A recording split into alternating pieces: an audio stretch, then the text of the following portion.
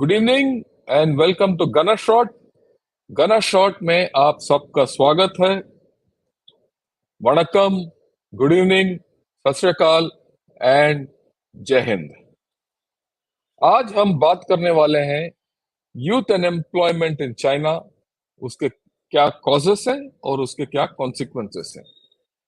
ये सब चीज के बारे में बात करने के लिए मेरे साथ बहुत तीन नौजवान हैं और उनका अध्यापक। So first, let me welcome the entire team from OP Jindal Global University on to Gunner Shot. Good evening, all of you, and welcome to Gunner Shot. Right? Let me first give a overview कि हम ये क्यों कर रहे हैं। ये मेरा तीसरा बार है when I'm having young people on Gunner Shot in a panel. इससे पहले हमने दो बार China Chennai centre of China studies में उनका रिसर्चर्स और उनका रिसर्च ऑफिसर्स के साथ हमने बात किया। अभी we are stepping out of China, move to Noida where the team from OP Jindal Global University is here. And the whole idea is that we should be able to understand China better, a wider reach about China. And it is not only people who have got great experience in China to talk about China. That's a useless thing. We need young people to talk about China. And we need to understand China a lot more because a lot is happening in China. Plus the fact that China is our biggest neighbor, and the fact that we've had a lot of problems with China, and the fact that we share over 3,000 kilometers of a contested border with China. Notwithstanding everything, we are the two great regional powers. So understanding China is important. That's the first part. The second thing, why are we taking this topic of youth unemployment and consequences and causes? अगर आप सबको याद है, कुछ साल पहले हमारे देश के अंदर एक मंडल कमीशन हुआ करता था। जब वो मंडल कमीशन जारी किया गया था, तो लोगों को काफी आक्रोशित हो गए। They were upset. And who are upset most? The people who are upset most were the youth.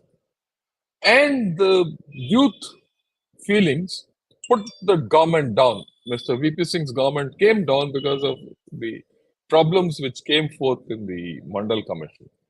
Similarly, अगर आप Tiananmen Square का जो इंसिडेंट अगर आप एनालाइज करोगे तो आपको मिलेगा कि it was the youth who came up and stood at Tiananmen Square and faced the tanks. That famous picture of one man facing a tank was a young boy at that point of time, a student. It was the students who shook up China. So why are we talking of youth today in China? Because China is going through a churn. We have seen some of the highest unemployment rates in China ever since I started reading China. Youth unemployment, people who are coming out of college, उनको नौकरी नहीं मिल रहा है। एक नया सिलसिला शुरू हुआ टंगपिंग और बाइलान, जिसके बारे में की आज बातचीत होगा, और बहुत चीजें हैं। और जो पिछले महीने हमने एक doctor Christina Chen from Taiwan, उनसे बात किया। उन्होंने बोला कि there is some social unrest but it is not critical. The question is, these things about the youth issues, it doesn't take long to go critical. Right. For this, first and foremost, I'd like to introduce Dr. Sriparna Pathak, who is a professor of international relations in the OP Jindal Global University. She's been on our channel earlier. A month back, she did speak about the narrative war with China and the narratives of China. It's so great to have her back on Gunner Shot. Over to you, Dr. Sriparna. Please, these people are your students. These young, bright kids are your students. So just give a run over your view about this subject and give a small thing before we let Sukanya run away with the whole show. And Thank you please, so much. yeah, Thank please you go so ahead. much, sir. Thank you so much, sir. Namaskar, everyone. It's truly wonderful to be back on this great show, and this channel. And sir, you're doing an excellent job of telling people, educating people that China असली में क्या है, हमारे संबंध किस तरह है, क्या challenges हो सकते हैं और क्या opportunities हो सकते हैं. तो because today's topic is something which is youth related, we have three wonderful youngsters from OP Jindal Global University in Sonipat. All three of them, Sukanya, Rakshit, and Shagun, they've had courses on China. And beyond courses, also, courses or grades are not the best yardsticks, but they're extremely intelligent and hardworking, and they have worked on various aspects of China. Sukanya is a PhD scholar. Rakshit and Shagun are both pursuing their masters. But besides just being students, they've worked in think tanks, they've worked in risk consultancies, they've worked in research organizations. They have their varied research interests with regards to China, spanning sociological, political, bilateral, multilateral, etc. Now, because they are the youth, they bring in fresh perspectives. And China में किस तरह के हालात हैं, youth क्या भुगत रही है इस वक्त, there would be no one better to understand than understanding from three youngsters who've been following China very closely. So I will not take up too much time, because it's always better to hear it from the youngsters about an issue which plagues the youngsters. It might not be in our country, it might be in a neighboring country. Nevertheless, the youth always will have better perspective. So I'll hand it over to Sukanya. Sukanya, please go ahead with your presentation. Thank you so much, Professor. Firstly, I'd like to thank Professor Sriparna, Pathak, and sir for giving me the opportunity to present on this topic, and to start broadly with the socio-economic issues which have been faced by the youth in China. I would like to bring the highlight. This year, IMF had published a report which stated that in long run, China will be facing two significant concerns. First, of shrinking population, and then secondly, of slowing productivity growth. Presently, China is facing quite persistent issue of this unemployment, which is rose to the highest, which is rose to the highest. The concerns were raised after release of a report mentioning about increasing unemployment, economic challenge, where the second highest figure of urban joblessness has between the age of 16 to 24 rose 21.3%, estimating around 11 million youth. Next slide, please. How do these problems faced by youth affects the economy and the society?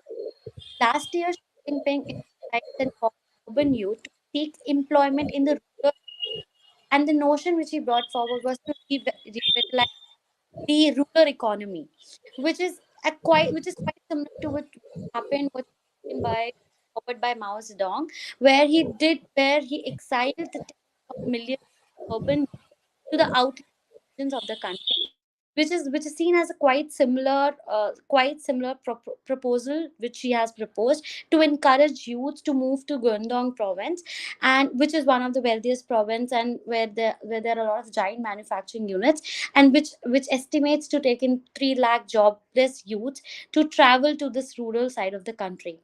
Maybe this is something which is temporary arrangement with Beijing is trying to do, or this is something a buying time for China, but it is generating some unhealthy environment in the country, as government is not only has asked youth to move to the rural areas, they have also brought in study courses on elder care, or local vocational in the local vocational schools. So what the country is seeing is the line flat, or Tiang Ping, if I'm pronouncing it right. It's a social phenomena where the taken among the young Chinese citizens about the delusion of taking and facing a weak economy because of the absence of good job. So what is happening, or what are the repercussions due to this unemployment? So I've narrowed it down to factors. What are they? The unemployment, which economist has been calling as the biggest problem among people working. There is a shift in the economic landscape, or the occupational structure which is seen in the country, which is a great challenge for the young job seekers. With less employment opportunities available, there have been more low paying jobs which have come. which has come forward, and many informal job setups have opened. Recently, according to Stanford University, he said, I quote, the ratio of the informal to the sectors, formal sector jobs 15 years ago was 40 to 60%, which has now the economy. The third is, which has further led challenge, is the challenge of power, which has increased the trust deficit, like Evergrande, which was following our financial difficulties, infrastructure program, and a broader bubble in the economy, and which has led to numerous vacant flats due to the weak consumption of the young youth of the country. Secondly, about the also due to COVID-19, that due to many government COVID policies, small business and the consumer spending has affected the market, and it has marked the aftermath. Even after COVID-19, the country is facing difficulties in reviving domestically through job markets, and many businesses have been forced to cut down. This gap has eventually led to a skill gap in the country, a productivity issue, say, with less people actively participate. There has been a downfall trend in economic output, and the gap of unemployment is further leading to a gap in the labor market and development of the valuable skills in the country among the youth. Next slide, please. So, what have been the challenge in society is due to this unemployment?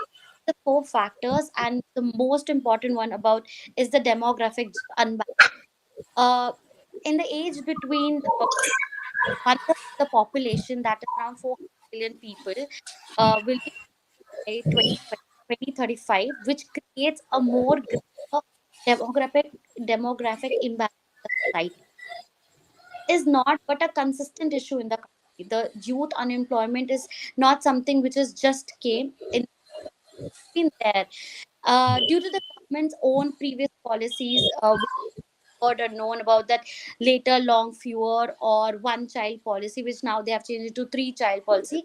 But this issue has been consistent in the country. According to this data, there are around 209.78 Chinese were 65 or old, which represent around 14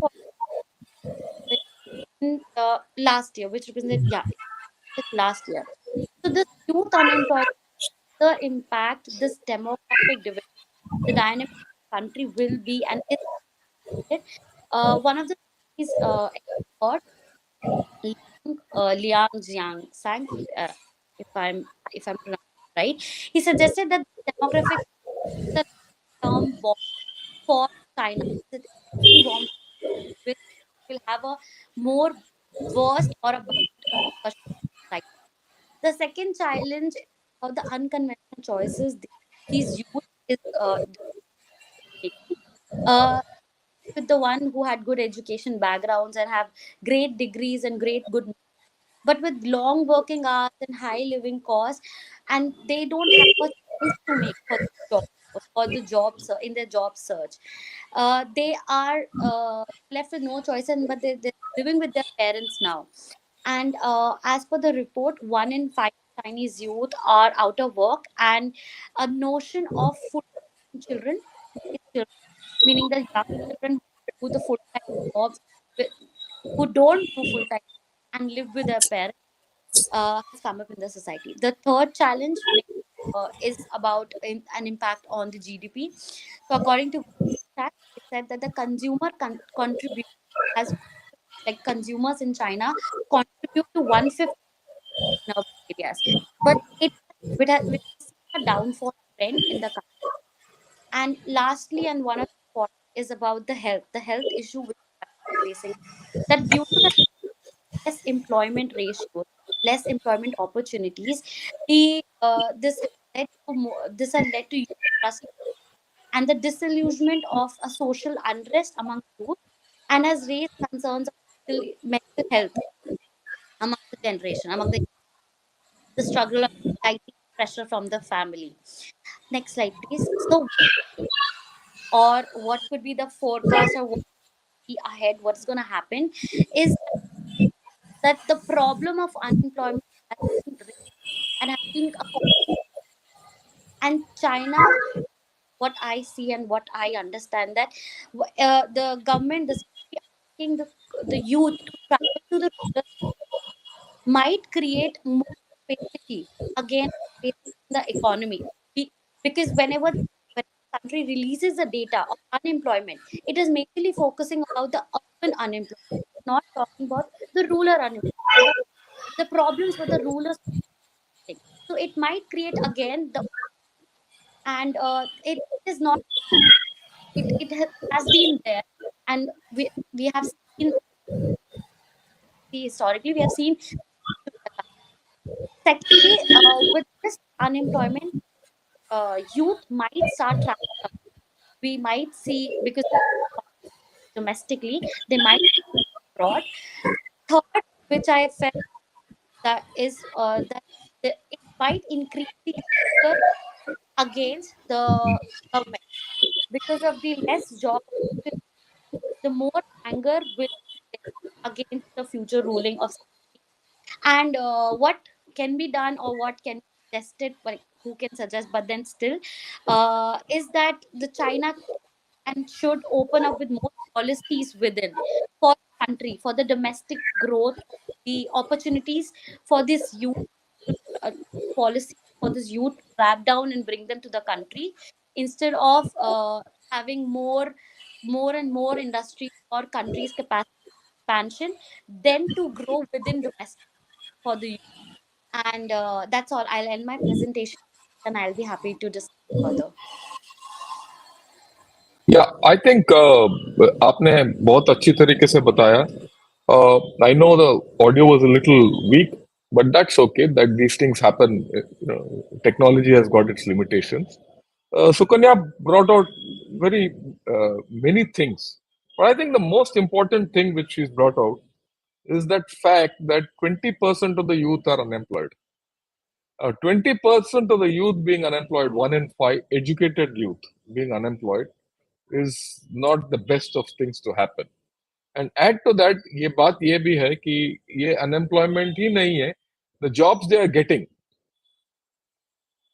don't pay well enough. They pay cuts. In fact, I read a report which said that all these children are being sent either to the rural area or they're even going and doing household jobs. अगर हिंदी में बात करो तो आय की नौकरी कर रही है, right? So that's a bad state. So I'll hand you over to Dr. Sriparna. Your little comment, and then we'll shift to Rakshit. Thank you, sir. And thank you, Sukanya, for bringing out a lot of things. I think one of the things which you mentioned कि Xi Jinping और माओ जेडुंग किस तरह से similar हैं. वो जैसे जिस तरह से कह रहे हैं दैट आप जाओ और रूरल एरियाज में नौकरियां करो, this is similar to what Mao Zedong had said. उन्होंने एक down to the countryside movement के बारे में he had said that wherein he sent the urban youth down to the countryside, जिसके वजह से there is something in China called the lost generation, जिनको पढ़ने का मौका नहीं मिला, जिनको अर्बन एरियाज से होके भी अर्बन एरियाज में नौकरी करने का चांस नहीं मिला. So there is a huge lost generation. क्या वो रिपीट हो रहा है? सो आई थिंक ये एक बहुत ही यूनिक पर्सपेक्टिव सुकन्या ने यहाँ लेके आई है. We can read a lot about statistics, but ये जो जक्स्टापोजिशन किया है सुकन्या ने, ये बहुत ही यूनिक है. So thank you for that, Sukanya. We'll move on to the next speaker, Rakshit Shetty. Rakshit, over to you. Good evening, everyone. Thank you so much, sir, for giving me this opportunity, and thank you, Professor. मेरा interest China में आया है because of Dr. Sriparna, and I want to give her credit, where the credit is due. But before talking about this important issue of youth unemployment, I just want to take few minutes and talk about various other issues also that the Chinese youth are, facing, especially in Xinjiang. Next slide, please. It is really so. Please, next slide. Don't worry. It is really essential to acknowledge and recognize the unique and distinct challenges faced by the youth in Xinjiang. Because compared to the Han majority in China, they have a completely different set of issues. The plight of these youths in these regions, is characterized by a host of serious human rights abuses, which necessitates separate discussions to fully comprehend the gravity of the situation. Now, in Xinjiang, the youth have been subjected to an alarming array of abuses, including mass arbitrary detention and arrests, often without due process. Reports of torture and other ill treatment in custody have surfaced, which raises concerns about the well-being and dignity of the detainees.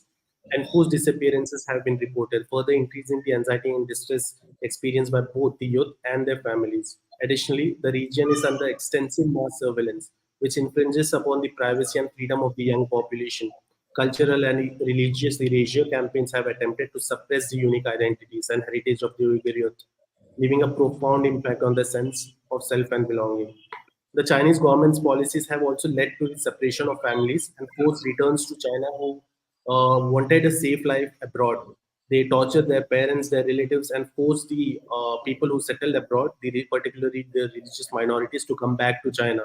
This is their tactic, which disrupted the social fabric and caused emotional trauma for the young generation. Moreover, there are disturbing reports of forced labor and instances of sexual violence, which further compound the already dire situation. And violations of reproductive rights have also come to light, which illustrates, a deeply concerning disregard for dignity and autonomy of young people. You can see in the right part of this slide, the man basically, the youth, the young man basically, describes us the one of the ways that the party actually tortured him during the detention center. And in the live and in the left side, you can see a kid who has been, forced to raise himself in such a situation where he has been, constantly under mass surveillance and persecuted, tortured. His family is persecuted and tortured. So it's a really sad state in those particular regions. So coming back to mainland China, the Han majority that we are talking about. So please next slide. Let's talk about the condition of education there. In China, there has always been too much emphasis on tests in Chinese education. Mark Ito wrote in Prospect magazine that the domestic Chinese lower education system does not educate.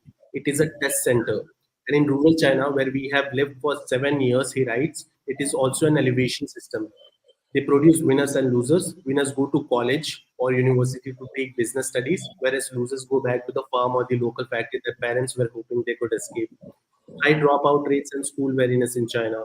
A study released in May 2010 by the Institute of Rural Education at Northeast Normal University found that the dropout rate in some of the rural areas was as high as 40%.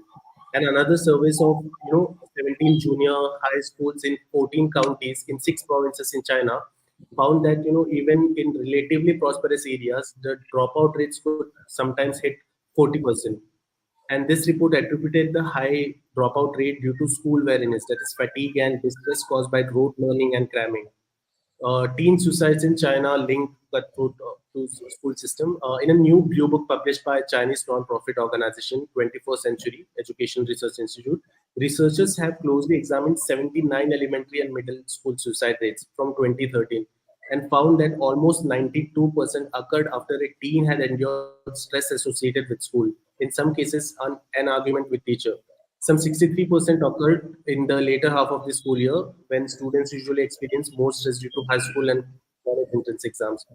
Poor education in rural areas. According to the Chinese media, pupils from the countryside made up to 60% of those sitting in national college entrance last exam, but only 17% of those sitting enter the elite Tsinghua University. So the selection criteria from the rural areas are very strict. I mean, if you are a Chinese coming from rural area, it's very difficult to enter into elite university. Let's talk about education gap in China. China requires the vast majority of students to take the national college entrance exam in their home province, the Gaokao. And elite universities allocate higher admission quotas to first year cities like Beijing and Shanghai. And one researcher showed that an applicant from Beijing is 41 times more likely to be admitted to Peking University, which is again one of the elite universities, as compared to a fellow student from the poor and largely rural province of Hui. Sale of school files in China. This is something really interesting. Now, everyone in China who has been to high school has a file, a sealed envelope stamped top secret containing grades, test results, evaluations by fellow students and teachers, and if they have one Communist Party application and the proof of college degree. Now, student files are proven moneymaker for corrupt state workers. In May, the former head of the township government in Hunan province admitted that he has paid more than $7,000 to steal the identity of a classmate of his daughter, so his daughter could attend college using the classmates' records. And the bribery in Chinese schools mostly happens during admissions and during the examination. One more important issue is the replacement of Tibetan and Mongolian language with Chinese at Tibetan and Mongolian schools. Now, the Chinese has displaced Tibetan as the main teaching medium in schools in Tibet, despite the existence of laws aimed at preserving the languages of minorities. And a policy announced on August 2020, ahead of the start of the new school year, required school to use new national textbooks in Chinese, replacing Mongolian language textbooks. And the last statement, that is contemporary history in China is not an academic subject, is not my argument. It's an argument made by the history professor in one of the elite universities in China.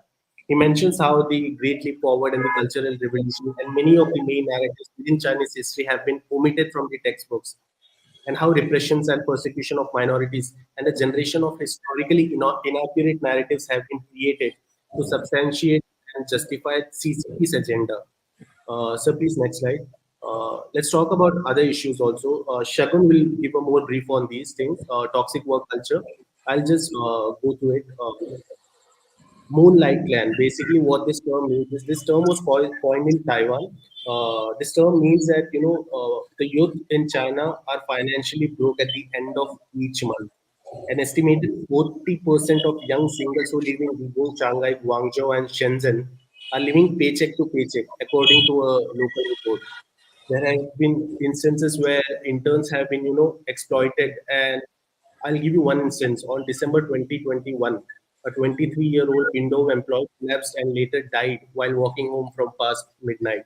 And less than 2 weeks later, in the same company, an engineer surnamed Tan, who had been working for the company for about 6 months, died after suicide after taking leave from the firm and returning to his hometown. This became a huge social media issue where people were talking to people were tweeting, not tweeting but mentioning in the social media that such practices should be banned. Limited work-life balance. A survey by China Economic Life Survey, which was released by China Central Television, showed that 40% of the respondents have 1 to 3 hours of leisure time per day, while 25% have less than 1 hour. And there's always the pressure to succeed in front of the parents, right? I mean, the toxic Gaokao exams and the importance to clear the exam leads to a lot of suicides in China. Lack of employment security, gender discrimination. I mean, China is ranked 107th out of 153 countries in terms of gender equality in the workplace. This is by World Economic Forum 2020 report. And rigid hierarchical structure. I mean, traditional Chinese workplace culture often emphasizes respect for authority and a top-down management approach. Now, the sad part about it is that this hinders open communication and feedback, stifling creativity and innovation among young employees, and limited opportunities for skill development. The thing in China is that they are moving up the value chain in the areas of production. China has been the factory of production, right? Mass production. China is slowly moving above the value chain and pushing its lower and cheap goods to Southeast Asia. So the thing is, whoever the employees who were trained in producing cheap products are actually left jobless now because there are so limited opportunities for skill development and new fresh graduates are being hired. And the last part, dual income, no kids lifestyle basically means a household in which there are two incomes and no children. Everyone talks about China's economic rise, but it has also meant skyrocketing for homes, education, childcare, making social mobility and the ability to provide a good education for children more difficult. A cost of raising a single child in China is to $309,000 in 2020 compared to $233,000 in the US, according to a media report. China's hyper-competitive schools and workplaces have given rise to movements like lying flat, which Sir has mentioned, typing and Bailan. which symbolize young people's growing rejection of its cutthroat systems. And some young Chinese are rejecting marriage altogether, vowing to stay single, pushing China's new marriages to a record low of 7.6 million in 2021. This figure is taken from the Chinese Ministry of Civil Affairs. This number is really low when compared, I mean, among decades. I mean, this has been a very low number. And one of the main reasons is, again, which Dr. Pathak mentioned in one of my class, that they are expected to take care of their parents and the children. So it gets really financially burdensome to marry and have children. The government is also trying to add in 2016, as Shagun mentioned, there was the one child policy.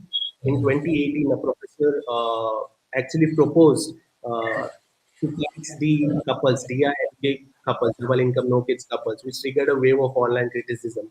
In 2021, Beijing again introduced a three-child policy, ending a two-child policy that has failed to raise the country's declining birth rates and began discouraging abortions. The local governments, meanwhile, are offering cash subsidies for couples that have several kids, in addition to perks like discounts on in vitro fertilization and preferential housing policies. Next slide, please, sir. So the National Bureau of Statistics said that June month's unemployment rate for those aged between 16 to 24 was almost 20%, which Shagun mentioned, which was less than half of what Peking University professor Zhang expected. Now, Professor Zhang noted in an online article in Caixin, a reputable financial magazine, that if 60 million non-citizens are lying flat at home or relying on their parents were included, the figure might have actually been as high as 46.5%, double the official figures, right, which is 20%, more than double. Professor Zhang, of course, he's an associate professor of economics at the National School of Development, but her essay, which was published, has recently been taken down by the CCP. The government's hardline coronavirus. So, what are the factors? I mean, what are the reasons for this unemployment crisis? Many people only focus on the coronavirus and the conditions caused due to the pandemic. And this is exactly what the Chinese government only used to believe, that everything happened because of the pandemic. But the government's hardline coronavirus strategy has led to layoffs, while its regulatory crackdown, one of the important factors on real estate and education companies, has hit the private sector. According to the China's Ministry of Education, a record number of college and vocational school graduates, some around 12 million, have entered the job market this summer. This highly educated cohort has intensified a mismatch between available roles and job seekers' expectations. One more factor. The result is an increasing legislation, young population losing faith in private companies and willing to accept lower pay in the state sector. If this trend continues, growth in the world's second largest economy stands to suffer. The sheer number of jobless under 25s amounts to 2 to 3% reduction in China's workforce, and fewer workers means, of course, lower GDP. Unemployment and underemployment also continues to impact salaries for years. A 2020 review of studies reported 3.5% reduction in wages among those who had experienced unemployment 5 years earlier. If you see this graph, you can see at the extreme left, where the bar graph is mentioned, a record number of Chinese graduates applied to be civil servants in 2022, which was not the case earlier. Unlike India, Chinese youth never preferred state services, but this actually increased because of unemployment. And in the right, where you see the trend chart, you can see that the China's pool of graduates has actually grown more than tenfold over the past 20 years. So it has been a perfect case of over education and less opportunity. Uh, so please, next slide. So I mentioned about Tangping and Bailan. For the viewers who don't know about this popular social movement in China, the phrase Tangping means lying flat, which spread through China's internet last year. The slogan involves dropping out the rat race and doing the bare minimum to get by, and reflected the desire for a better work-life balance in the face of China's slowing growth. As the unemployment situation has continued to worsen, many young people have adopted an even more fatalistic catchphrase called Bailan, that is, let it rot. So I mentioned about CPC's regulatory crackdown. Last year, China launched a regulatory crackdown on formerly high-flying sectors dominated by private companies that previously attracted ambitious young people. Now, internet companies were hit with fines for monopolistic behavior. The Real estate businesses were starved of financing, and the private tutoring sector was completely entirely shuttered. Regulatory filings show that China's top five listed education companies reduced their staffing by 135,000 in the last year after the crackdown. So many job losses, and this is only the top five education companies. When we combine the numbers of real estate and other industries where CCP had regulatory crackdown, the numbers go above millions. So many have questioned, whether China's public sector units or the state-owned enterprise would be able to absorb these unemployment. Well, we have to understand one thing. China's economic boom has coincided with a falling share of state-owned enterprises job growth and unemployment. So 40% in 1996 to less than 10% pre-pandemic. Now that trend could go into reverse. The state sector already employs around 80 million people, and the figure could grow by as much as 2 million on a net basis this year. But compared with total demands for jobs, it's still relatively small. China needs private firms to hire, and that will happen only if the economy grows. Now, Chinese economists attribute the unemployment problem due to two factors: urbanization and a mismatch between the education systems and the employers' need. Hundreds of millions of workers who moved from the countryside to cities used to return to their villages during labor market slumps, acting as an economic shock absorber. Now, younger migrants increasingly stay put when they lose their jobs, pushing up urban unemployment. Second, the annual number of graduates in China has increased tenfold over the last 2 decades, which I showed in the graph. The fastest higher education expansion anywhere in the world at any time. The share of young Chinese population attending college is now almost 60% similar to developed countries. The number of vocational graduates lags far behind those receiving academic degrees. Such is the stigma around vocational education that students made a riot last year and told their when they were told that their university was being rebranded and as a vocational school. Now, highly educated young people are rejecting factory jobs. That's a basic mathematics problem. Young Chinese, you don't want to go to factories and work after studying so much. They want to get into service industries. According to a 2021 study of 20,000 randomly selected job seekers on Jillian's website, some 43% of the job applicants wanted to work in the IT industry, while this sector accounted for just 16% of recruitment posts.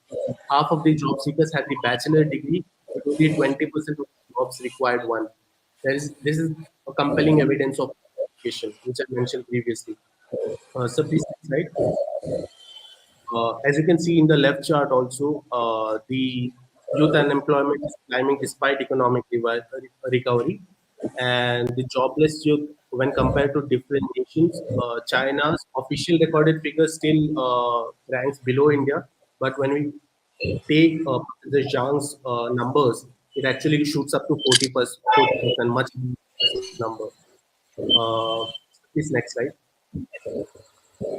On April 2022, China has released its first white paper, first nationwide official document focusing on its youth, on the occasion of the 100th anniversary of the founding of the Communist Youth League of China. Now, according to this document, it mentions that the Chinese people in the new era are confident, hopeful, and responsible. It talks about belief in Marxism, communism, and socialism with Chinese characteristics. And it also mentions that the Chinese youth are strongly patriotic, nothing about the unemployment crisis. All ideas supporting the party and the state, right? But there's one important statement in this document, in this official document. It mentions that the Chinese young people seem to be the first to worry about the affairs of the state and the last to enjoy themselves, striving to be pioneers and pace setters instead. Now, this is an important statement to understand the attitude of the party regarding the unemployment crisis. Now, I'll give you one more example. The Chinese youth are struggling professionally and emotionally, of course, right? No one can deny it. Yet the Communist Party and the country's top leader, Xi Jinping, are telling them to stop thinking they are about doing manual work or moving to the countryside. They should learn to eat bitterness, as mentioned by President Xi himself, using a colloquial expression that means to endure hardships. He mentions about how he used to go to rural areas during his time and used to, eat bitterness, and that is what he expects his Chinese youth to do. I am ending my presentation here, but I also want to highlight one important thing.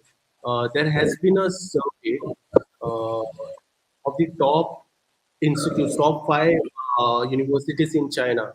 And that survey actually revealed that, the youths of China, after pandemic, the Chinese youth from the top universities actually did not enroll for private sector firms.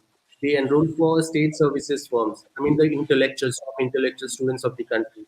This is because, again, because of President Xi's many of the people find that their jobs are meaningless if they are working in private sectors or any other public sector firms. As long as they are not in the party, their jobs are meaningless. So this is one another ideological shifts and not just market forces at play. So this is one more important thing I wanted to highlight. Thank you.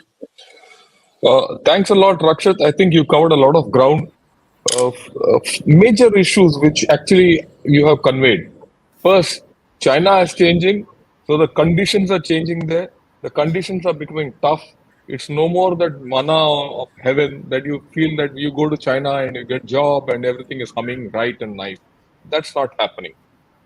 Right. The second thing which you have mentioned is that the system is tough and the unemployment ratios are very high, right?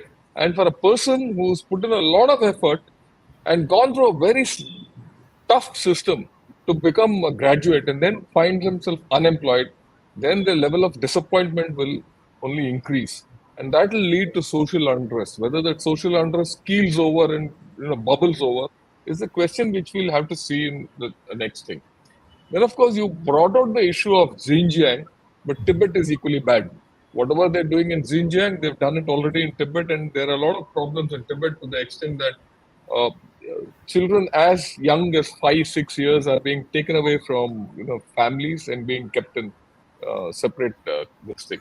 And of course, last but not the least, uh, I want to just bring out something about China. It seems in China, everything is going on discount these days. You get a discount for having children, you also get a discount for buying furniture. So that's the way China is, and you have to view China as a system and complete discount. This is my views. Yeah, your views, Sriparna, all yours. Thank you, sir, and thank you, Rakshit, for the wonderful presentation. Sir has already appreciated the way you've brought out the disparities in, say, the minority areas and amongst the Han Chinese.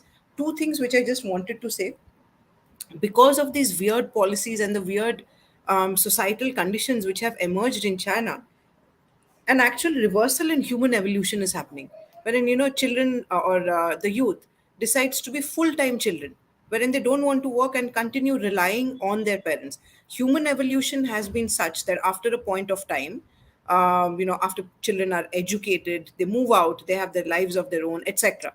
But now there's a reversal in that. So because of these weird situations in China, human evolution is actually being impacted.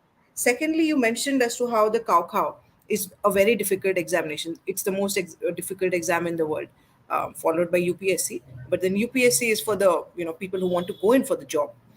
But Kakao is for students, who have to make it to college or not make it.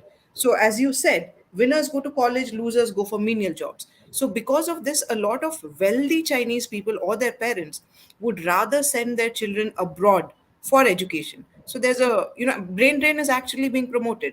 The society is becoming an extremely weird concoction of different policies and different weird responses to it. So thank you for bringing out these points so well and so much in detail.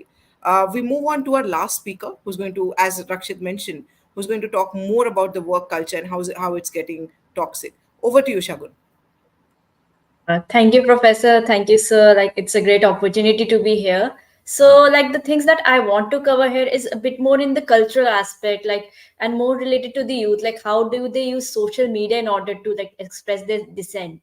So, first of all, like, I would like to cover what are the core tenets of like the Chinese culture. Before that, like, as per the next slide, I have all like my counterparts have already covered these like the statistics of how many youths are there and like how much is the unemployment and what are there.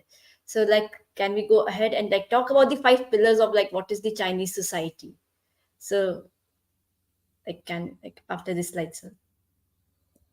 So, like, they have the five core tenets of like Chinese society, like, or I would say like in most Asian societies, like even in Indian societies, there is a common expectation. So, first of them is filial piety. Filial piety means like the attributes of being a good child to their parents, like taking care of their parents when they're old age, and then like being nice to your ancestors, following all traditions. Then after that, the second expectation is like they're interrelated, second and third, stable income and job security. Or in Chinese, they have the concept of iron rice bowl. Like in the olden times, it was said that if you had a government job or if you worked for the army, then and it means you had a job security. Or in modern times, if you worked for a big company in IT or tech or any other sector, that means like if you had a stable income, it means you are successful in life. And the other two being is like getting married on time and then starting a family or having a son in order to continue the lineage of the family. But even the marriage is also an issue because of the increasing, as we know, the economic distress, as well as the skewed sex ratio in China, in which like there have been cases in which like people are taking in brides who are kidnapped from like the defectors of North Korea, like North Korean women or Southeast Asian women being forcibly married to Chinese men and women in order to like get them married, and then they are being exploited further. So let's continue with the next slide. However, the reality is that there is a high competition in China, as we have covered before. There is a low job availability. Family pressure is there in order to succeed. Then the work environment in China is really toxic, especially in tech sectors and other sectors in which the people aspire to work in. And the high living cost that is increasing due to the like the clampdown in real estate sector, and then the other further changes that are happening within China. Next slide, please. As we have, like my counterparts have covered about the Gaokar exam, there were 12.911 million people who appeared for the exam in 2023, and the selection ratio for last year was 1 is to 150.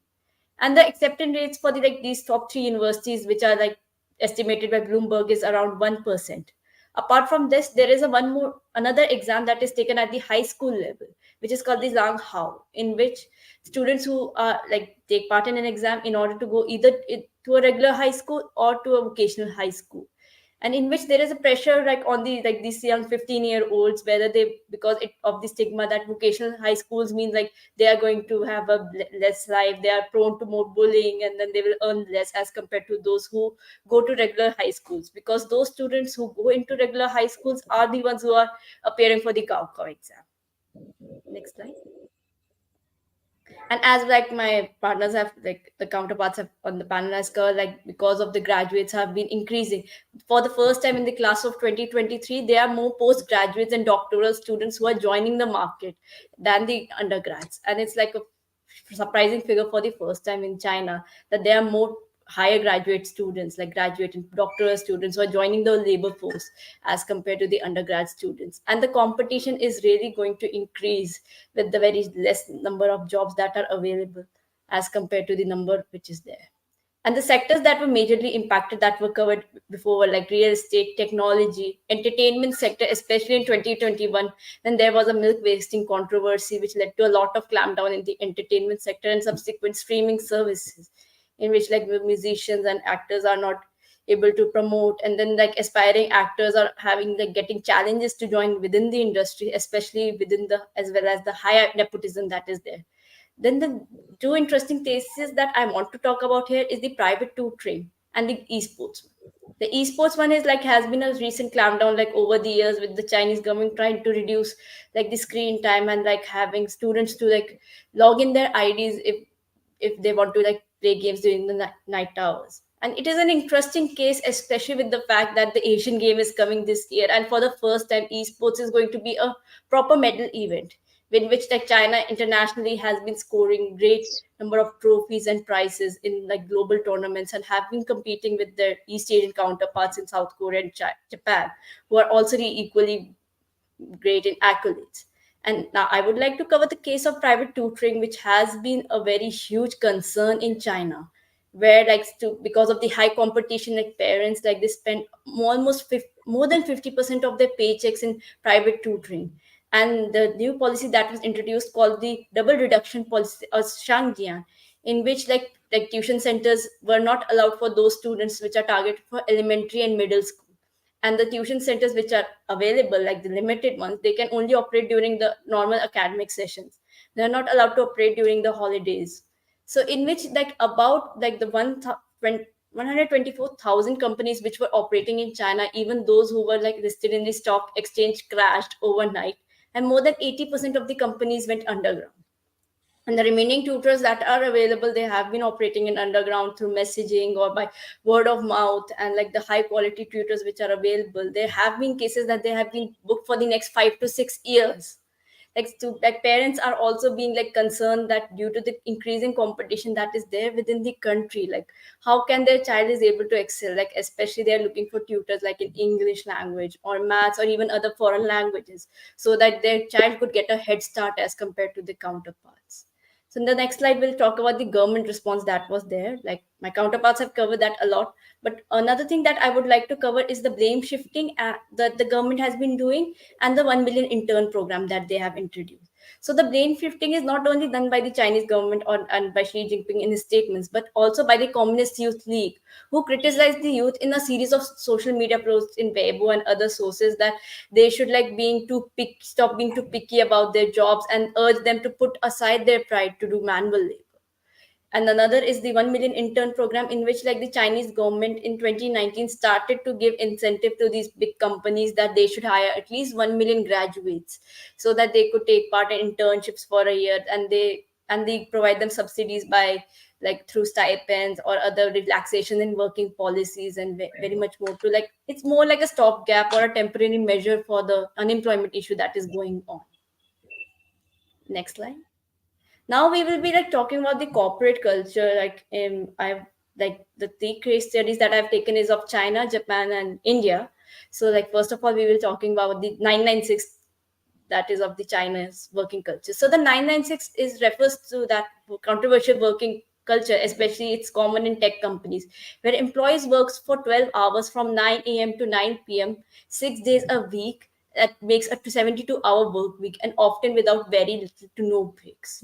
However, in China, the legal standard is of 40 weeks, but however, these 36 hours have been common, and there's very barely to less compensation about the overtime pay. So there have been cases of employees dying are facing a severe condition. So an online platform called the 996.icu was open, in which like the Chinese people who worked in these companies like disclosed about the working conditions, and more than 100 companies were covered, which may have led to that crackdown in the tech sector. And the saying means work by 9966 sick in ICU. Like they work so hard to the rate that they are hospitalized in ICUs. Like they have been case, and which has become a movement in order to like counter this toxic culture in the technological work.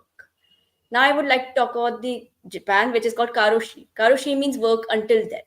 And it is also common in its East Asian counterparts like in China and South Korea, in which like employees get like severely exhausted, in which they work for overtime, and they get in due to intense pressure and adequate risk, like they end up like sleeping in public places, or even experience like stroke or heart attacks in like public areas and like die. And it was a huge issue in Japan during 1970s and 80s, and it is still an ongoing issue, with like Japanese companies trying to adopt to a 4-day work week and other measures in order to like reduce the stress that the corporate sector is facing.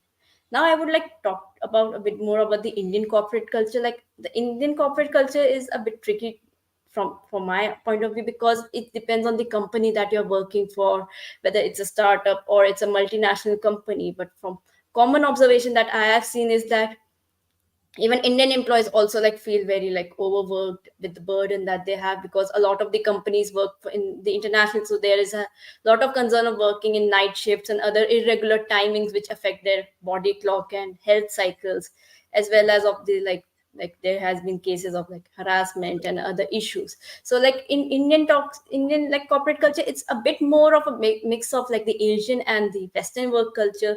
So like even in Indian work culture, like there has been challenges, but it varies from company to company and the region they are based in. Next slide. Now, the interesting case that I want to cover is the use of social media in China. Because in China, as we all know, it's very difficult to directly dissent the government. But here they use witty ways to dissent the government and show their displeasure. The first one is I want to talk about is the Kong Yi Ji, which is from a Chinese folktale about a man who is struggling to like crack the social civil service exams, having despite having high education. So in which in these memes, like the students like this show their displeasure and like their plight of like we have studied so hard, like we have did whatever our parents told us, whatever the society told us, but still we're not even getting the job. In the next slide, there are a bit more of the memes like I would like to talk about. One of the middle slide covers is that the man who is talking with a friend, he said that you have studied in a university, despite that you earn less than a person who hasn't cleared even primary school education. Like this is an irony that they are talking. Like you have like studied in the best institutions, like you have worked so hard, but still you're earning less than a person who is not even properly educated. In the left slide and the right slide, it covers about the conditions that the illegal housing that is there in like in the major cities of border areas, where we heard about like Chinese government's plan by 2025 or 26 that they will be capping the population of major cities like Beijing to 23 to 26 million. So like they have to, these students who are like aspiring in like civil service exams or looking for jobs, they live in illegal housing where they pay by day rate is around 100 yuan, and like the monthly rent goes up to 1,000, 1,100, and still they are like trying to struggle to look for a job. And like, and about the finances, the next slide. Now the tamping and bailian. Not for tamping, it means lying flat. Like the students who are like people, the youth is rejecting the societal pressures of overworking, overachieving. Like, and the youth is like have adopted a low desire, like indifferent attitudes. Like they have basically just given up like to the situation. Like we will just live like the minimum, like do the bare minimum, don't push ourselves too hard or be too ambitious about our future goals, because the future is quite hopeless. Like no matter how much we work hard, like we are not able to fulfill the goals that we thought as in the young, as a kid or as a child. So like Tangpin actually rose from Chinese social media in around 2021. And now the Bailian is a more extreme version of the same. The Bailian is like basically surrendering to a deteriorating situation, like to accept the powerlessness of their position and like having a let it rot attitude. It came from like the sports of basketballs, in which one of the most popular sports in China, in which like whenever your team is losing from a huge margin, like the if you are in the losing team, like the players just give up, like they start committing fouls, they just stop putting their efforts to play in order to finish the game as fast as possible.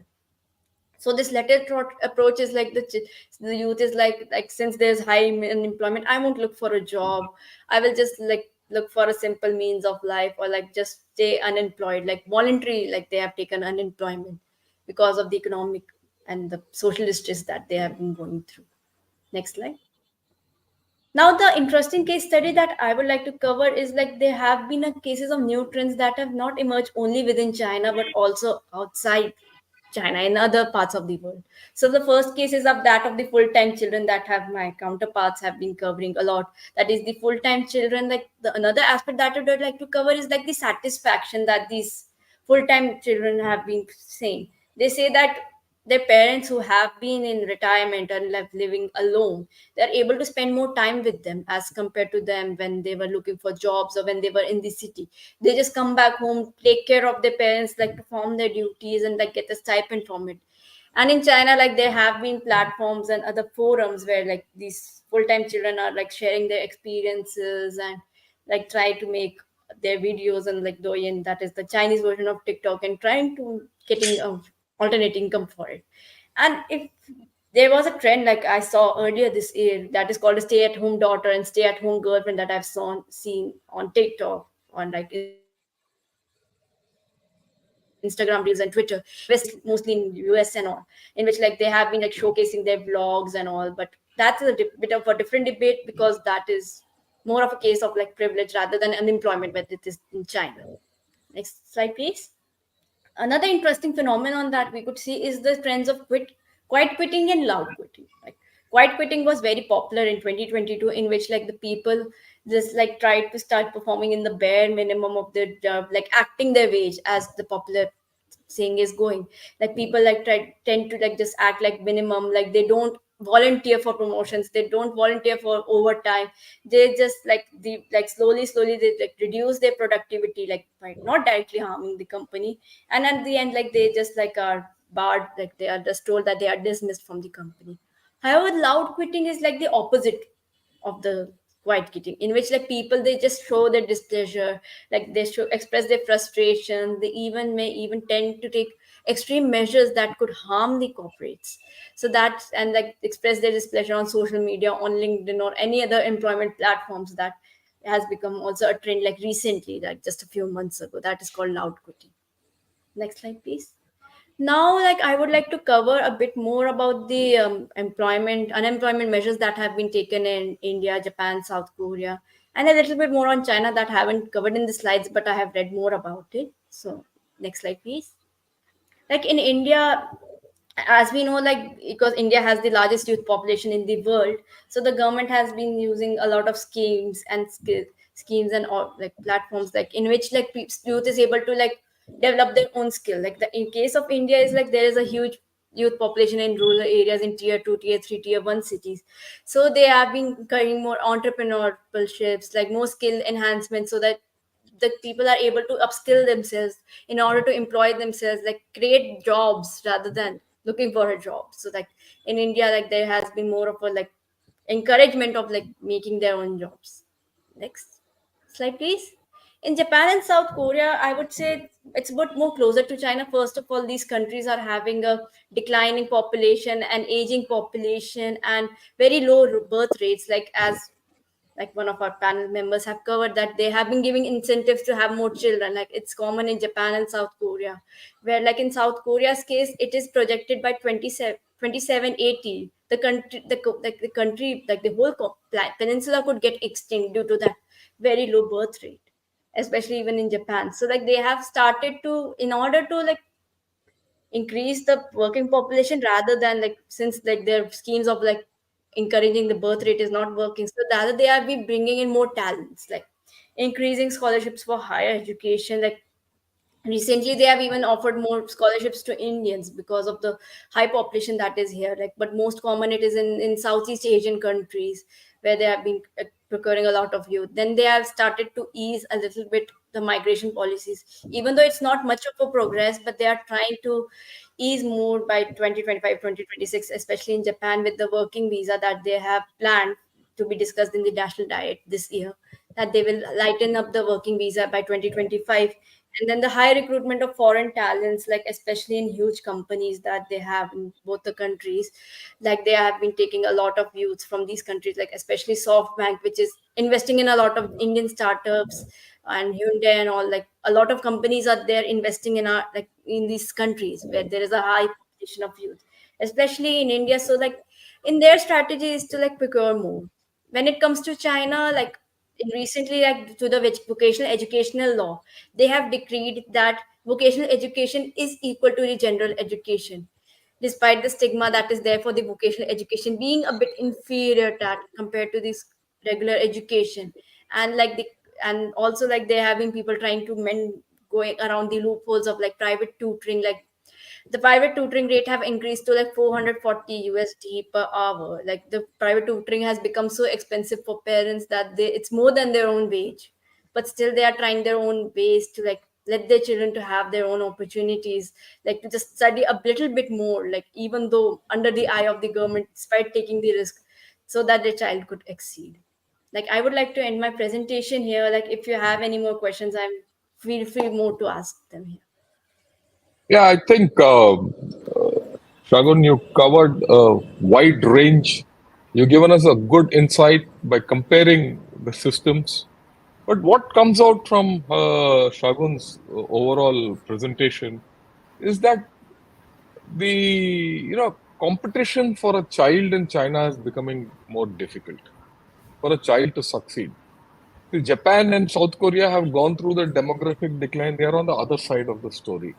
Whereas, and they've come to the place where they are rationalizing with what they are, the situation in which they are. Whereas in China, there's a mismatch. There's a fracture of expectation versus realization, and that they're getting into. The Indian story is different because we are still far back in the curve of the youth. Right. Now, I think you brought out a lot of interesting things. I'm sure Dr. Sriparna will put across more points which you have brought out in this thing. But I want to point out one issue which all three have not covered, which I'll cover. Of late, there is a movement in China that to use the military also to solve their, unemployment problem. Take more people in the military. Now that's brought a conflict about in the society. They said, look, while the military can be a social service provider for unemployment, it can't be a tool for social service provision, because the military has to be good. And to give increased jobs and get high tech and all that, they've brought down the military standards of entry into the military. So there's a problem there also which they are facing, which I just wanted to highlight. Okay, now when you look at the overall thing, you see there, China has been a infrastructure, export-driven, debt-fueled kind of an economy with a very, very high debt rates. In fact, tomorrow I'm going to do a great, I mean, I won't say great, a bit of analysis on that live. You can join me. But their economy, property, everything is going down. Okay, and in this kind of a system where the private sector has been absolutely broken, which all three speakers have brought about, right? There are no jobs. So that's leading to unrest. Plus the fact that Sukanya brought out 1-2-4 phenomenon, where there's one child has to look after both the parents and four grandparents across the board with no job. How does he do that? Okay, or how does he or do that? So the youth are going through a lot of stress, and this youth stress, one day will it boil over to the streets? That's the thing. And is China becoming an unnatural society, which is not it's not very natural, whatever is happening there. And over and on top of that, what was brought out that Xi Jinping is saying, asking everyone to go back to the rural, areas. And in the rural areas, because of the demographic decline, there is a fact that they don't have rural hands to work. The rural society is getting aged. So this chap is trying to push all the youth back. And these youth are highly educated without jobs. So there is a reverse cultural revolution which was happening, which Dr. Sriparna picked out in the beginning. So all these issues are there, and we're looking at a China which is changing pretty fast. Right? These are my larger comments. What we'll do now is I'll let Dr. Pathak, wrap it up, and then we'll take a few questions on which from the audience, and which you can decide who can answer. Over to you, Sriparna. Thank you, sir, and thank you, Shagun. What was very unique about your presentation was the way in which you tied the domestics to international politics. For the way, in the way that you talked about bride kidnappings from North Korea, Southeast Asia, and it happens from Pakistan as well, which is China's all-weather friend. But there are these fine lines which tread into international politics. So you brought that really well. You when mentioned one of your points was about esports or gaming and how there's a crackdown because Xi Jinping and the Communist Party of China, they want the youth to be in certain way. Yesterday I was reading some news. There's a new legislation about how children are supposed to be allowed only 2 hours on the phone. Beyond two Yeah. hours, like that's the level to which the state is interfering in the private lives, or what we in democracies know as private individual rights. So I was reading Chinese social media comment from a 15-year-old, and the pressure on childbirth gets more for the girl child or the woman child, or etc. So she said that I'd rather be for longer hours on the internet rather than become a model wife as the Chinese state wants and produce 3 kids.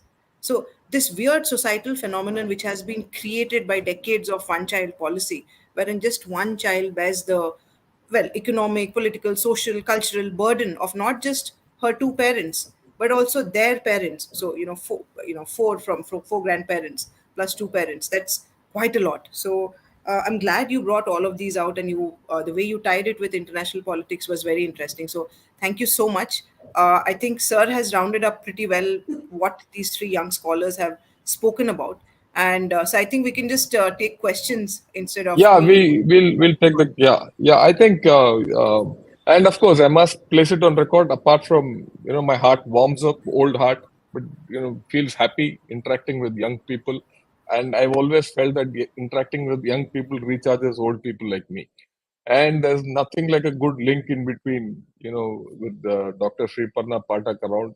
And I've seen her interventions in many other debates and also on Twitter, very incisive and witty and nice and to the point.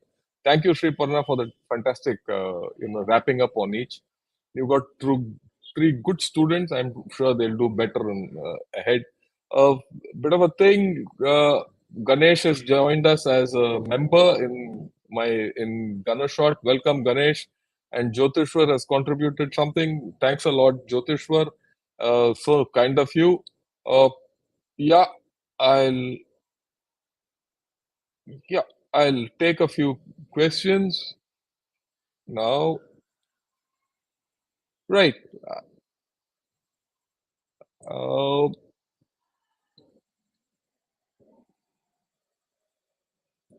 Let me say which are the ones. Yeah. So the question is, although I have admired Chinese innovation, technology, and work culture, these reports indicate that China might not be the manufacturing and innovation paradise it first appears to be. Anyone can take it on, I think. Do you want me to start with it, Yeah, Dr. yeah, Pat? go ahead. Just take it on. Anyone. Based on my little understanding and my little reading, when compared to, of course, Dr. Pathak, the expert, the thing is, China still is the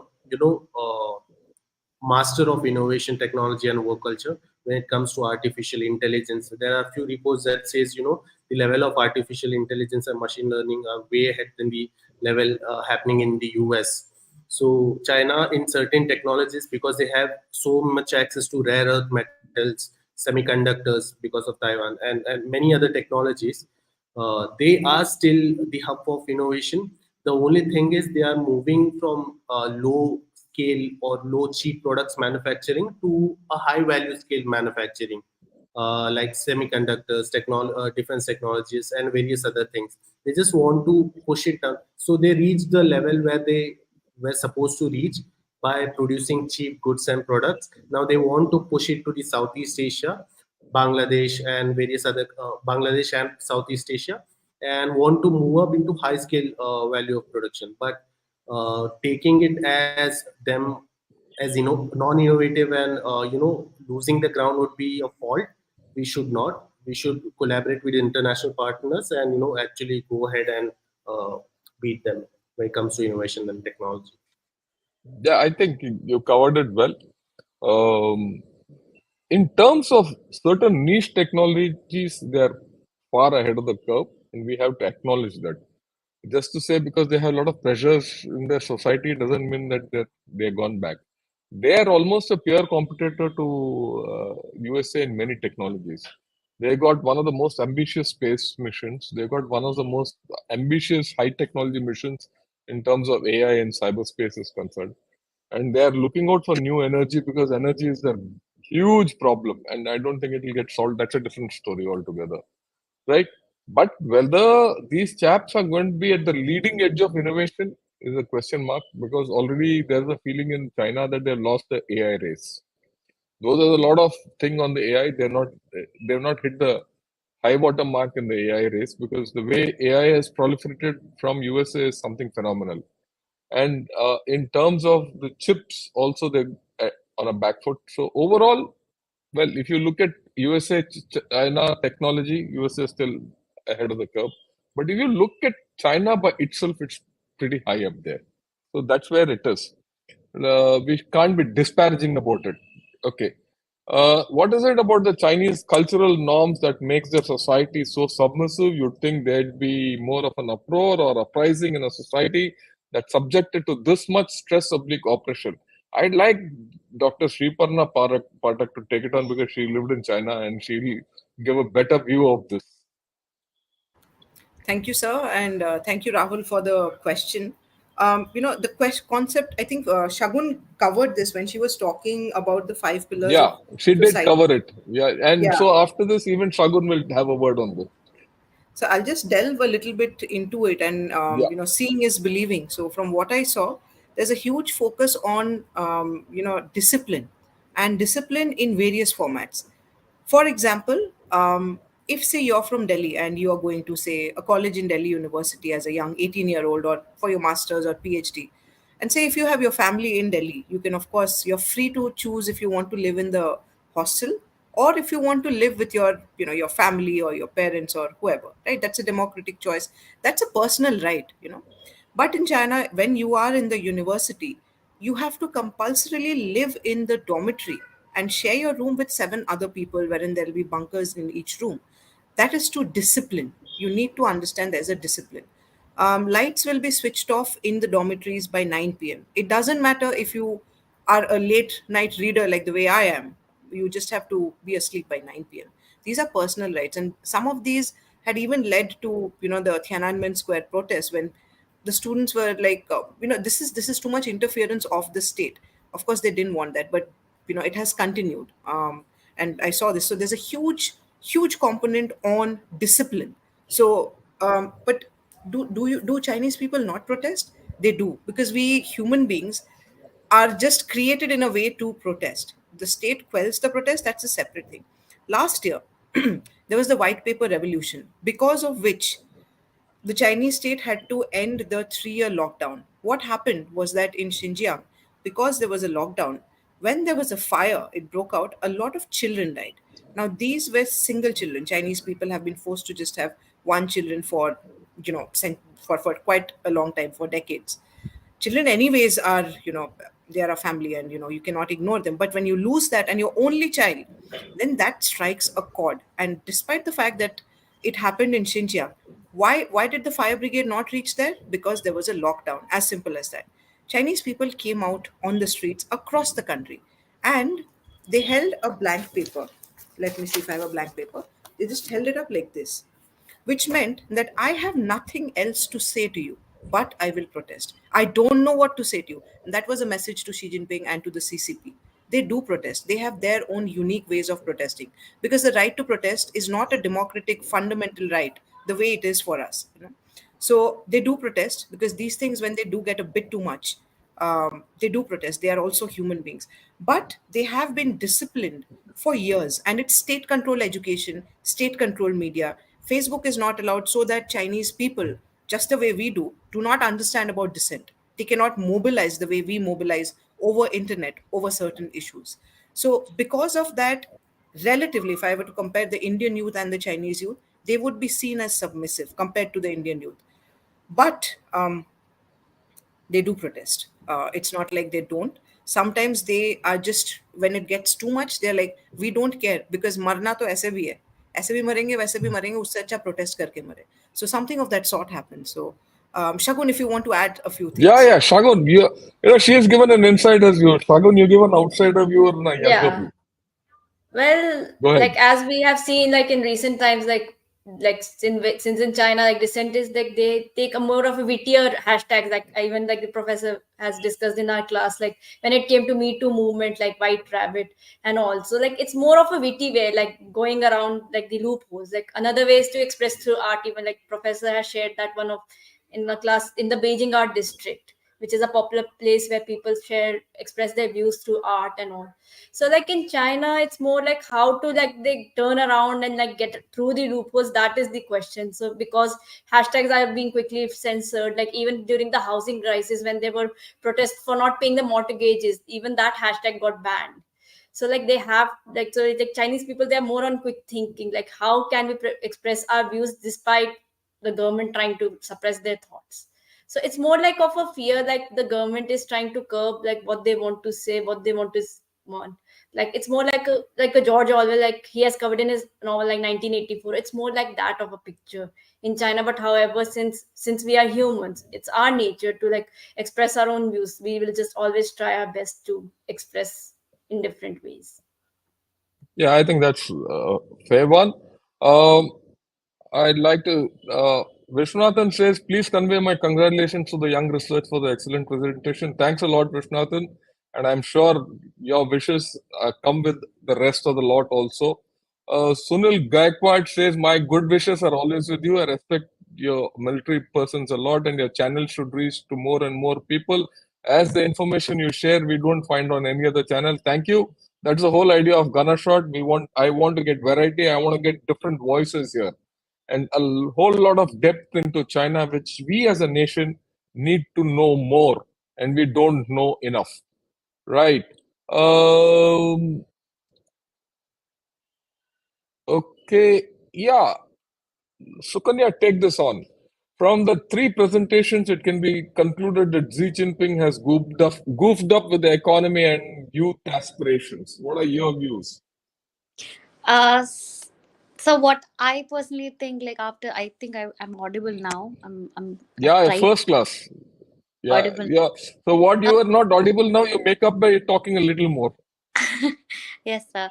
So Yeah, I he has goofed up domestically. Like he has been trying to project his Chinese dream and project himself more powerful or a competitor or a great competition to the US in a global audience. But he has been, there have been a lot of cases where I personally feel that yes, he has been goofing up with the domestic concerns and domestic considerations. And though the economy has revived, though there have been changes in economy, there have been a lot of infrastructural changes and so on, and health facilities changes, but then again it always come to the base zero. Like talking about the ghost towns, or talking about when COVID initially started, the infrastructure build-ups China had, it was immensely, it was seen all across, the hospital which was built in a very limited time frame. So it, China tries to do the best for the economy, but it somehow it fails. Like it does not uh, overcompensated, or it just does not help the or everyone in the society. It's not only the 50%, it's just the elite class who gets the benefit of doubt of those conditions. But most of them, I think, do suffer in the economy. yeah. A thing with this is a connected thing is if China was to follow a 8 hour 5 day week culture, would they cease to be competitive in the global market? That's a catch 22 situation. Anyone can take it on.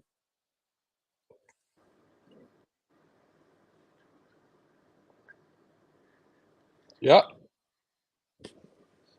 So yeah, go ahead. Yeah, go ahead. I don't think, like, I because the way the society has been fine tuned to work, I don't think this 8 hour 5 will work. But they are, it's quite different than the Japanese culture, where they are born, they dwell into that rat race and they work continuously. But then it's quite different in China. They don't opt for that 8 hour 5 day work structure. Like because there is the opacity, the job opportunity is already less. So I don't think that will survive in the country, if I got the question correct. Yeah, yeah, So yeah, to add on, yeah, it was mentioned in yeah. my presentation also, a thumbnail by Wise. They produce beautiful documentaries on YouTube. I use a thumbnail in my presentation where a Chinese, when interviewed, why do you work? Why do you basically work in 996 culture? So he beautifully replies it one sentence. He says, कि, if I don't work, कोई और Chinese कर लेगा. There are so many people who work. कि अगर मैं 996 नहीं करूँगा तो कोई और करेगा. That's it. Yeah. So, Okay, that's a nice one. Sunil Gaikwad says, "My good wishes are with you always, sir." Thanks a lot, Sunil. We need more people like you. Okay. Uh, right. Now, okay, right. Glad to see so many youngsters on the platform. So am I. I actually got used to seeing only old people on my platform. It's a little depressing at times. Okay. Uh, there's a new person, Balab Nawani, who's come new. Please elaborate on how Chinese public displays remarkable discipline, strong work ethic, and unwavering loyalty and dedication to their country, both within China and other parts of the world. Yep. Who's taking it on? if I can, so this Yeah, is yeah, go ahead. once again one of the theatrics that the Chinese society wants us to believe in. Like I have few good friends in China, in various other parts, Beijing, Shenzhen.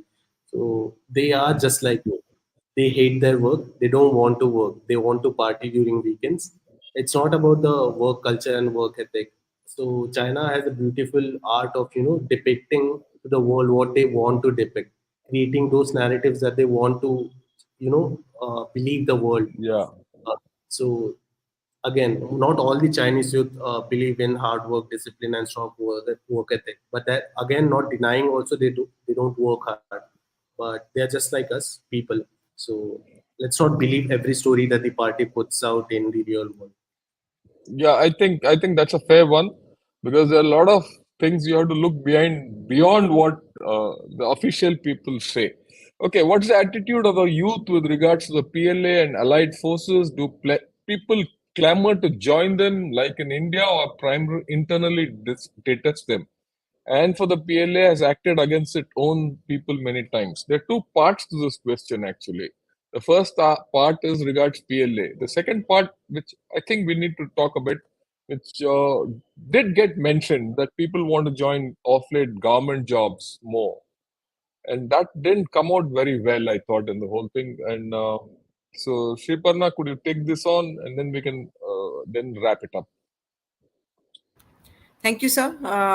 So I think Sir had also mentioned about as to how the PLA is now getting easier to join, and this will definitely lead to some sort of an erosion of the quality of the forces. Do people clamor? Do Chinese people clamor to join the PLA? Just the way it is in India. As Rakshit also mentioned, getting a job is very difficult. If say X doesn't do it, Y is going to do it.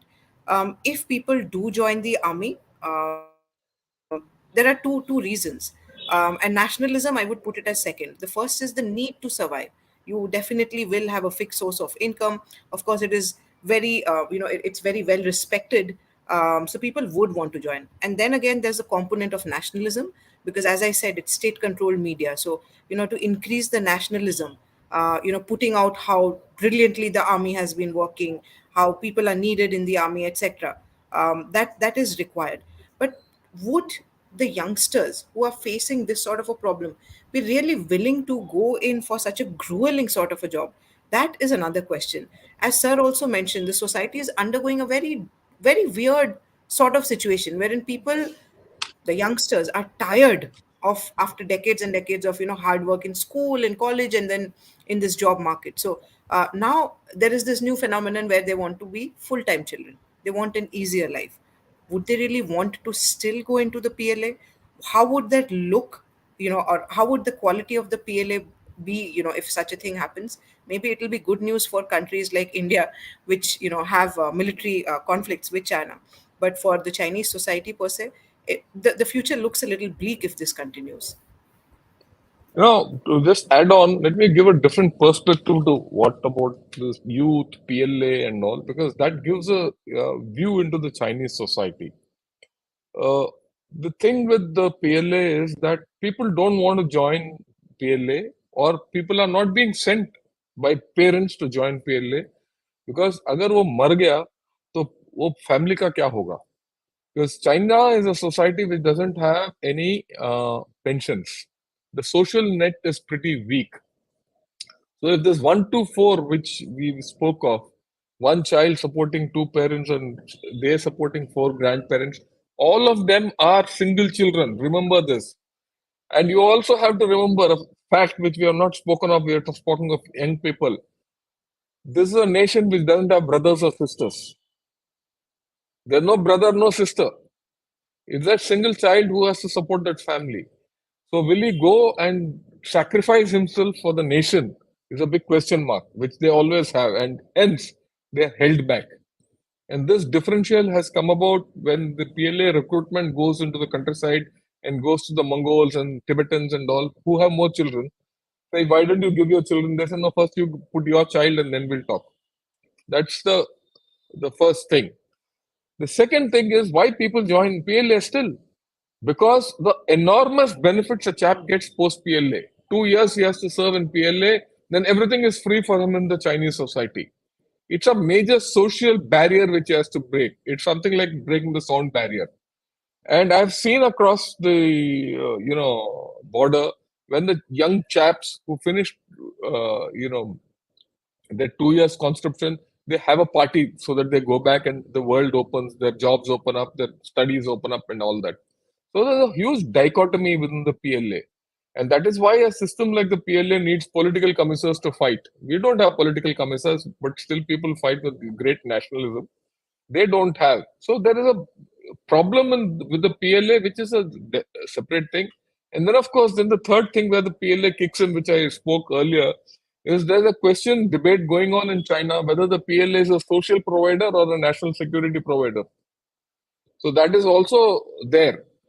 Okay. Now, the next part, which after this we'll wrap up, is that why are people joining the government? The government was not the preferred option till about 5 years back or 4 years back. It was the private sector.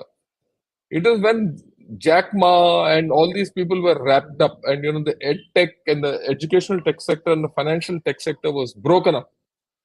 That was when the people felt that they should go for the government jobs. Why they should go for the government jobs? Because that was giving stability.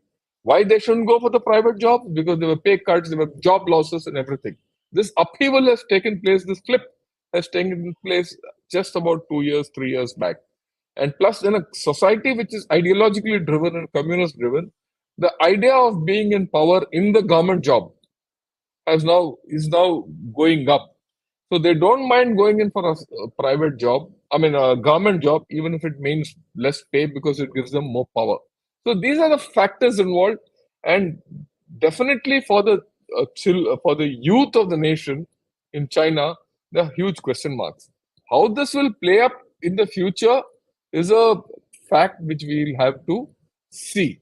Right now, with this, I think we'll wrap up today. I think we had a great conversation with all four young researchers. They came up with some great ideas, and that's what many people have also put across, that it was great. And I just put Vishwanathan's thing that it was great to see the young researchers. There are more who have said this, right? In fact, Arun says, and glad to see so many youngsters on the platform. It's great to say. And I'd also like to thank Dr. Sriparna Pathak, who's probably gone off for, I think her children must have come. Yeah, there she's back. So your kids are okay, right?